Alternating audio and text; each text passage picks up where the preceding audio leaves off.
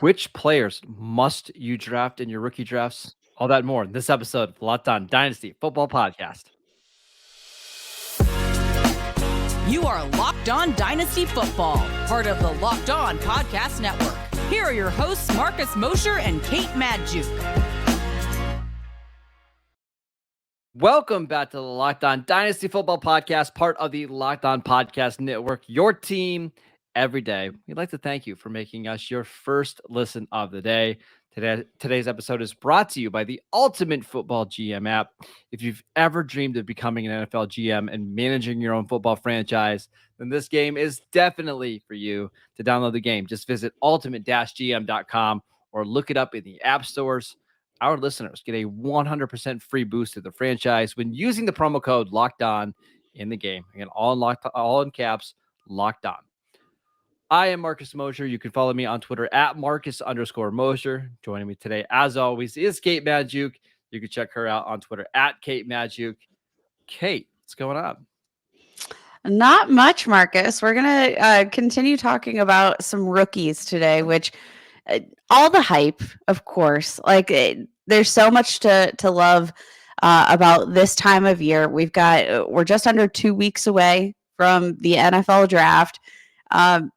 You got to love this time of year because the possibilities are endless. And with those endless possibilities come endless possibilities for our dynasty rosters. Absolutely. So today we're going to be taking a look at each position that we have to draft in our rookie draft. So a player that no matter what, we're going to leave with them. It doesn't matter if we have to draft them a whole round earlier than over ADP.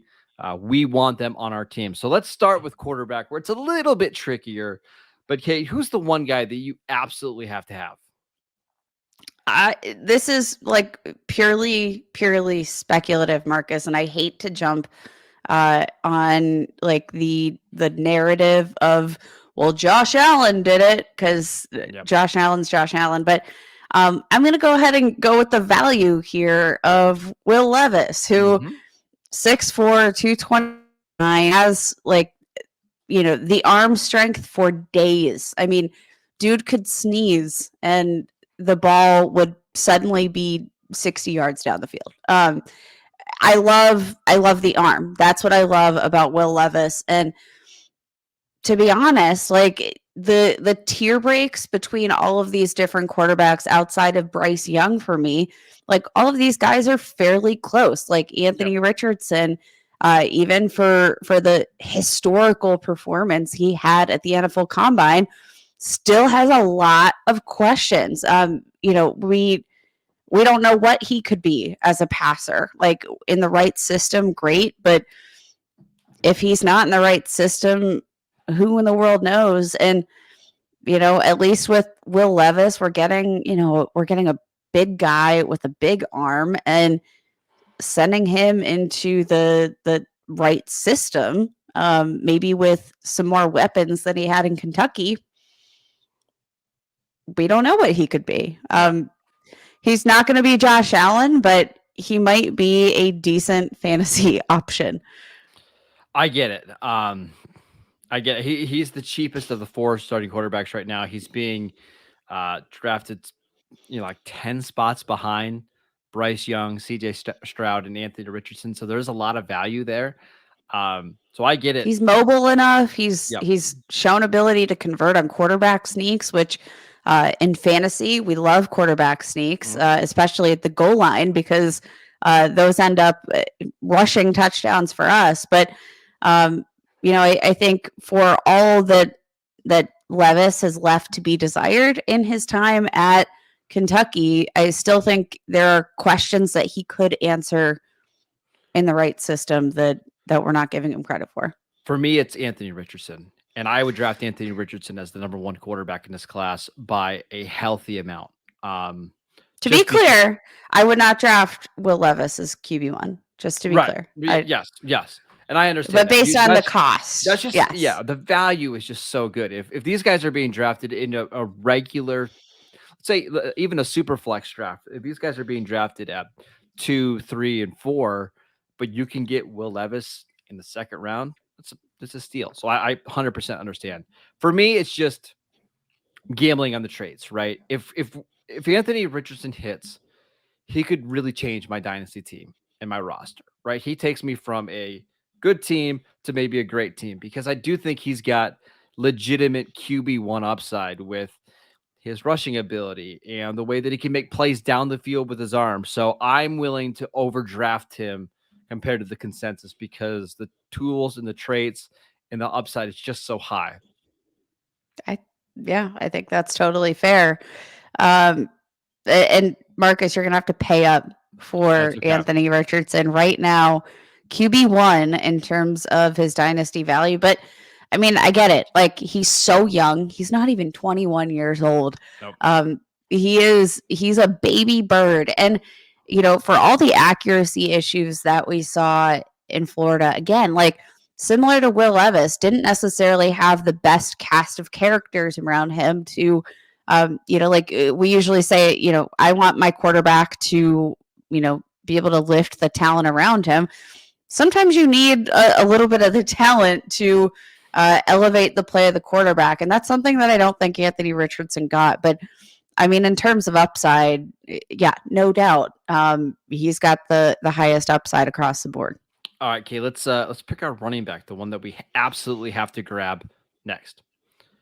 Today's episode is brought to you by the Ultimate Football GM app. You've heard us talk about this mobile game before, and if you've ever thought you'd make a good GM, you've got to give this game a try. It's not quite as easy as you might think to create a dynasty. You guys should know that from your dynasty leagues, right? It's really, really hard to stand out among all the other teams in your league. When you play Ultimate Football GM, you get to control and manage every strategic aspect of your team as you play through seasons and try to lead your team to glory, building an historic dynasty. With Ultimate Football GM, you are going to be responsible for controlling the destiny of your franchise by hiring the right coaches and coordinators, managing all the finances, including negotiating player salaries and the terms. Plus, you're going to have to deal with free agency, the draft, injuries, locker room issues, and all the ups and downs of the season. All of this in a challenging but realistic game world. Ultimate Football GM is completely free and playable offline, so you can play on the go as you want to and when you want to. Locked On Dynasty listeners get a 100% free boost to the franchise when using the promo code Locked On, all in caps, in the game store. That is Locked On, all in caps. So make sure you check it out today. To download the game, just visit ultimate-gm.com or look it up in the app stores. That's ultimate-gm.com. Ultimate Football GM. Start your dynasty today. All right, Kate, who is the one running back that you're not leaving the draft without? All right, I'm not going to talk about Bijan Robinson. That's my promise to you. But I'm going to go a couple rounds later and roll with Kendre Miller, running back out of TCU, who's again, much like Anthony Richardson, just a little baby bird. Doesn't turn 21 till June. He's got that typical RB build, 5'11", 215 pounds. Had an absolutely monstrous season for TCU. He was a big part of their success in their 2022 season. Over 1,500 scrimmage yards, 17 touchdowns. But I think this guy just has a really well-rounded skill set. Like, there's nothing that I think he's all that bad at. Ranked tied for 13th most carries of 15 yards. Has some of that burst. Missed tackles forced, tied for 12th in the FBS. 12th most yards after contact. Like, This guy was just a really, really solid performer. I don't think there's a lot of downside to this guy, especially considering the fact that he's being drafted as RB9. Like, in the right situation, this I think could be, a pretty solid running back with a pretty solid potential for, RB2 production. Sure, I get it. I probably going to go early 4th round in the actual NFL draft, which means you're going to be able to get him at a good discount in your dynasty leagues right now. Being ranked as RB7, I think you would take him at least 2 or 3 spots ahead of that. Yeah, I think that's fair to say. Like, in that range though, Marcus, and looking at rookie ADP right now, running backs in sort of a similar range, like you have Sean Tucker, Roshan Johnson, Dwayne McBride, Deuce Vaughn. I think all of these players don't necessarily have as much bell cow potential as Kendra Miller does. And I think he shows plenty of explosion for the size he has. I love these guys that can get the yards after contact, can play through that, and I think could translate well enough to the NFL that you could be getting a steal at this point in rookie drafts. I'm actually going to take a player that split some carries with Kendra Miller at TCU, Hey. Zach Evans, who ended up transferring to Ole Miss. Super high recruit coming out of high school. Kate, during his career at TCU, averaged 7.3 yards per carry. He goes to the SEC and the production drops a little bit. Only air quotes, only 6.5 yards per carry. Jump change. Yeah. What I love about him is there's just not a lot of wear and tear on his body. Only 320 touches over the last 3 years in college, but super productive, averaging over 7.3 yards per touch. I just think he's dynamic. He runs hard. He's really, really young. He's only 21 years old. I think he's going to be a much better NFL player than he was in college. And I think he's going to go late third, early fourth round. And by 2024, he's going to be a team starting running back. So I'm in on Zach Evans. I like Zach Evans, Marcus, the sort of tiebreaker, and they're actually being drafted relatively closely. Zach Evans on average RB7 in rookie mocks, Kendra Miller RB9. So they're not too far off here. Zach Evans, a little bit of a smaller build here. But he plays so much bigger than his size. Plays bigger than his size for sure. But I still think just on a 1-for-1, I still give Kendra Miller that edge. Sure. But do you worry at all about the fact that we haven't seen Zach Evans be overly involved as a receiver throughout his college tenure at all? Not really, just because there's a lot of running backs that get drafted high that don't really have receiving production. I remember Josh Jacobs coming out of Alabama. I think the most receptions he ever had in a season was 20, and now he's one of the better well-rounded running backs in the league. But to be fair, it took him a while to get there. It did. Zach Evans, most career receptions, 2022, 12 receptions, 119 receiving yards.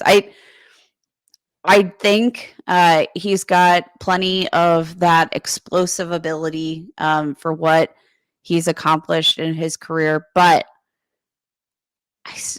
I'm still obsessed with Kendra Miller and the fact that they played in the same backfield. Really I love that we're going toe to toe here. So I'd love to hear from the audience here which of these former TCU running backs they'd put their entire trust in here. All right, let's move on to receivers. Who's the guy that you have to get? Oh, I hate myself for this. I really do. Marcus, actually, I'm going to pivot. I was going to say Tank Dell.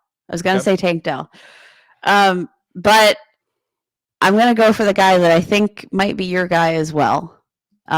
Is it Marvin Mims? It's not. No, it's not. Go ahead. So wow. Okay. Well, Marvin Mims, then I'm gonna go all in on talking about Marvin Mims, who I can't understand the lack of hype. Marcus, what is going on with Marvin Mims? 5'11", 183, so he's a little bit undersized, as are every single receiver in this class is undersized.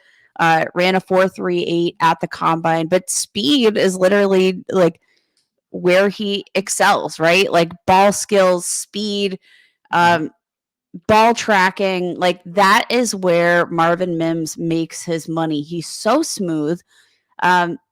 He's been productive, right? Not a lot of drops. There's nothing that I can find that is a knock on Marvin Mims. And even for the lack of size, ranked third in deep yards this past season. Like, he wins everywhere.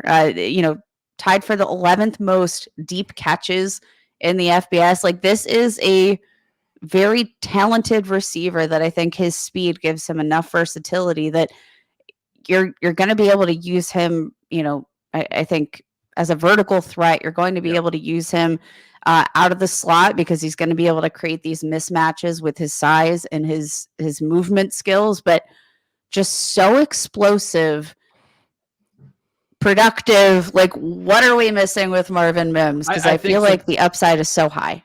We've been asking this for a while, and some of the responses I've gotten back on Twitter from pretty high up people are doesn't quite play to his size, even though he's not big. He plays smaller than his listed size, but so does everybody in this class. This is just a tiny little baby class at receivers, but I just think he's got the best combination of being able to make plays down the field, being bursty after the catch, and he's cheap. Right now he's being ranked as wide receiver 7, wide receiver 8. Why not? Yeah, and I think, he, in terms of his production profile, in terms of his skill set, like, you look at the wide receivers going ahead of him that have plenty of questions, like, Zay Flowers shooting up draft boards. It feels like there's a tier break after him, but Josh Downs, Jalen Hyatt, like, again, both like undersized guys with smaller frames. Like, why not Marvin Mims and give me him at a discount? My guy, I'm not even gonna tell you who it is. I want to see if you can figure this out. You ready? I'm gonna name you all the reasons why I'm going to draft this guy, probably a whole round higher than I should. This player has elite size at wide receiver, which is ridiculous in this class. Elite production, multiple years of production, played in the SEC, and he's being drafted as wide receiver 9 right now. Can you figure out who that is? Okay. Elite size, elite production, played in the SEC, and had multiple years of high-end production. I'm trying to think. Is Tennessee in the SEC? Yes. Is it Cedric Tillman? It is Cedric Tillman. Okay. I'm going with Cedric Tillman. I'm bad with my college. Sorry. I'm bad with my good. college conferences. Yeah, conferences. I think you're going to get a huge discount on Tillman because of one not major injury. He had an ankle sprain that cost him about a month and a half. But before that, so before he got hurt in the Akron game this year, his last 11 games prior to that, Kate, 1,200 yards and 12 touchdowns, averaging 17 yards per reception. You don't see many guys that are 6'3", 215, and have that production, and he can run a bunch of different routes. I think Tillman is one of the few guys in this class that projects as an outside X receiver, and that's why I'm in. I love this pick for you because there was a very interesting podcast I think it was last week or the week before with Senior Bowl exec Jim Nagy was on the PFF podcast, and I thought it was such an interesting conversation because they were talking about, like, okay, so how do we come up with this initial set of rankings, and then it feels like everybody else just builds their rankings off of these rankings. Mm-hmm. But, like, are there some players that maybe, like, were just ranked too low in the initial rankings? And Cedric Tillman was a guy that Jim Nagy shouted out from the beginning, like right off the bat, in terms of comparing him to his teammate Jalen Hyatt, like mentioned immediately, like, this is a guy that we had graded, much more highly than Jalen Hyatt out of the gate. Just happened to have that injury that I think paved that way for Jalen Hyatt to be as productive as he did. But size, like, projects him as an outside receiver, which you don't have a lot of that in this class. In 2021, ranked 13th among receivers in contested catch rate. Like, you love a guy that can go get up, and just go and get it. He's I think got a lot of upside for that size, for that prototypical receiver build. He's a little bit older, I would say, than most of the receivers in this class. That we're sort of considering in this cohort. But I really feel like if it weren't for that ankle injury, which feels kind of fluky, we'd be talking about him, much more highly. And I think we'd probably be considering him over, a guy like Jalen Hyatt. And I think the script would be flipped. All right, let's move on to tight ends once we get back from this break. All right, Kate, who's the one tight end that you need to make sure that you grab in your drafts? Oh, I feel like so ashamed for falling for the flashiness, Marcus, but I want to take the upside here. Let's go with Zach Kuntz, who's being drafted on average at tight end 7. Just monster of a human being, right? 23 years old. He'll be 24 at the time of his rookie season, so he's a little bit older. But he's 6'7", 255 pounds. And this dude just had a monstrous combine, right? Yeah. Yes. Absolutely showed out despite that giant frame, like just absolutely dominated the combine. And what was like a really like Darnell Washington, smart guy, had a great combine, but Zach Kuntz showed out 93rd percentile for height. But it's when you get into, the athletic testing, ranked 91st percentile in 10-yard split, 92nd percentile 10-yard or 40-yard dash, 97th percentile in the vertical, 96th percentile in the broad jump, for both the 3-cone and 20-yard shuttle, over the 90th percentile. Like, this is an elite athlete at the tight end position. He's got big hands. He's got the perfect build. I think there's a lot to like about what he could do at the next level in terms of that athleticism, creating mismatches. It's going to be hard to compete with that. He just needs to go to the right situation. I don't know. I like it. That's probably a day 3 pick in the actual NFL draft, but a lot of upside there. I'll be quick with mine. Do you happen to know where George Kittle and TJ Hawkinson went to college? Iowa, correct? Yeah. There's a certain Iowa tight end in this class, Sam Laporta, who not really a blocker, really a slot receiver, who had over 650 yards in each of the last 2 seasons on one of the worst offenses you will ever see in college football. If you get him on a team that actually can throw the ball beyond 3 yards down the field, like accurately throw the ball, again, Iowa, please don't watch that tape ever again. Sam Laporta is somebody who could be a really effective kind of big slot tight end in the NFL. Doesn't really block, doesn't have the wingspan to do that. So his value is all tied into receiving ability, which we absolutely love for fantasy football. So Sam Laporta, probably a day 2 pick in the NFL draft. Somebody I absolutely have to draft in my rookie drafts. Yeah, I'm kind of regretting my pick now. Like Kuntz, definitely the upside. I think huge upside in terms of his athleticism. But if we're talking which one of these tight ends is going to find more success at the NFL level, and has a much safer floor, it's going to be Sam Laporta. I just could see Laporta being like Zach Ertz in the NFL, right? Not really a blocker, but somebody just you want in the slot, giving 120 targets to every season.